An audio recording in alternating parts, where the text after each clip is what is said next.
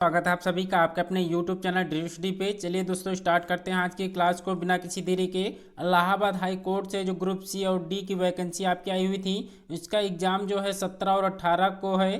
तो आप सभी लोग जो है जीके से संबंधित जो कि 25 प्रश्न आने वाले हैं, उसी 25 प्रश्न में से मोस्ट इंपॉर्टेंट प्रश्न लेके आया हूँ। आज की क्लास से 2 से 3 प्रश्न आपको सीधे क्लास में से यही एग्जाम में देखने को मिल सकते हैं, तो बिना किसी स्किप के वीडियो को पूरा अंत तक देखिएगा। चलिए पहले प्रश्न का जवाब करना है। प्रधानमंत्री फसल बीमा योजना के नए सीईओ किसे नियुक्त किया गया है? प्रधानमंत्री फसल बीमा योजना के नए सीईओ किसे नियुक्त किया गया है? तो रितेश चौहान इसका बिल्कुल करेक्ट आंसर होगा। अटल बिहारी वाजपेयी भारत के पहली बार प्रधानमंत्री कब बने थे? पहली बार कब बने थे ये आपसे पूछा गया है। तो 1996 में जो है भारत के पहले जो है अटल बिहारी वाजपेयी जो है प्रधानमंत्री बने थे। तो ऑप्शन नंबर डी इसका बिल्कुल करेक्ट आंसर होगा। अगला प्रश्न आपसे पूछा गया है, 3 का जवाब करना है। संयुक्त सैन्य अभ्यास मैत्री 2018 भारत और किस देश के बीच हुआ था? भारत और किस देश के बीच हुआ था ये आपसे पूछा गया है। तो भारत और थाईलैंड के मध्य जो है मैत्री 2018 हुआ था। तो ऑप्शन नंबर ए इसका बिल्कुल करेक्ट आंसर होगा। प्रश्न आपसे पूछा गया है, 4 का जवाब करना है। विश्व हेपेटाइटिस दिवस कब मनाया जाता है? विश्व हेपेटाइटिस दिवस कब मनाया जाता है? तो ऑप्शन नंबर सी 28 जुलाई को जो है विश्व हेपेटाइटिस दिवस के रूप में मनाया जाता है। तो ऑप्शन नंबर सी इसका बिल्कुल करेक्ट आंसर होगा।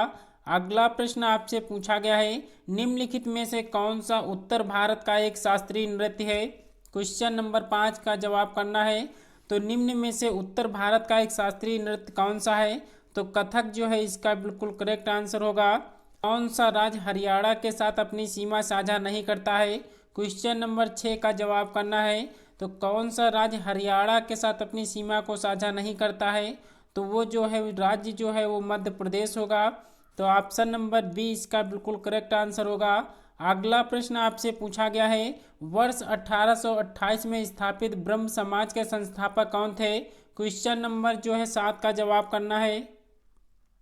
तो ब्रह्म समाज के संस्थापक कौन थे? तो ये है राजा राम मोहन राय जो है 1828 में स्थापित जो है ब्रह्म समाज के संस्थापक थे। तो ऑप्शन नंबर डी इसका बिल्कुल करेक्ट आंसर होगा। निम्नलिखित में से किसका उपयोग करके वेब पेजेस का निर्माण किया जाता है?